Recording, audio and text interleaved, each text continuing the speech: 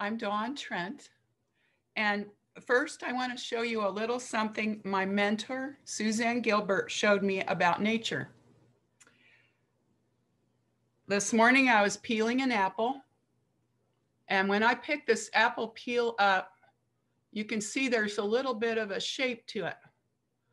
All right, that shape we'd call a spiral, right? Now, let's think about other places we might see a spiral. Think about nature. Think about some other places you might see it. I have this great seashell here. I don't know how well you can kind of see the tip, but think about that. Think about how there's a spiral in the end of a lot of shells. And if we could cut it open, we'd see some more spiraling inside. How about celery? I'll bet you've never thought about celery and spirals before. But if you cut the celery off the base, first of all, the base has a nice spiral in it.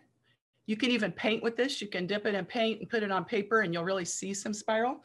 But also at the very bottom where you cut that celery off, there's a little bit of a spiral in there. Well, I wonder who designed all these spiral things in nature. Yep, God did. All right, let's think about an animal. Is there an animal that has a spiral? Actually, there's an animal that carries a spiral around because he carries his home on his back. And if you're thinking snail, you got it. There's a little spiral in that shell. Whose plan was it for the snail to have a shell with a spiral? You got it. It's God again. How about a person?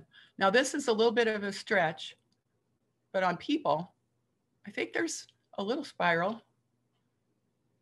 Think for a minute. You might have a different idea, but I'm thinking about ears. Ears have a little bit of a spiral in there too, don't they?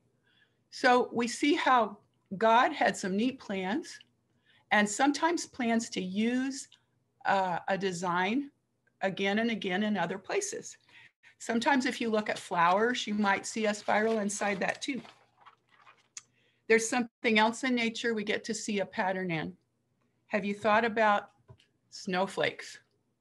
Now, I don't know how well you can see the cover of this book, but this is just some pictures of real life snowflakes.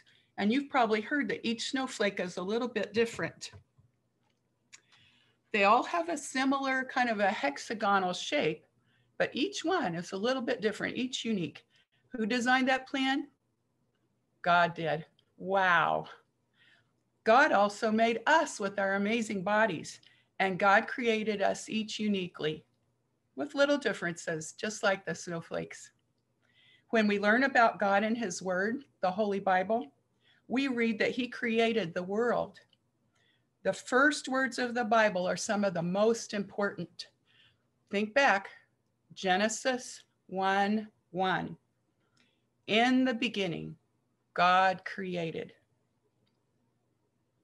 In the beginning, God created. Okay, we start to read how God created different parts of the world and the universe, and then we recognize that God created animals.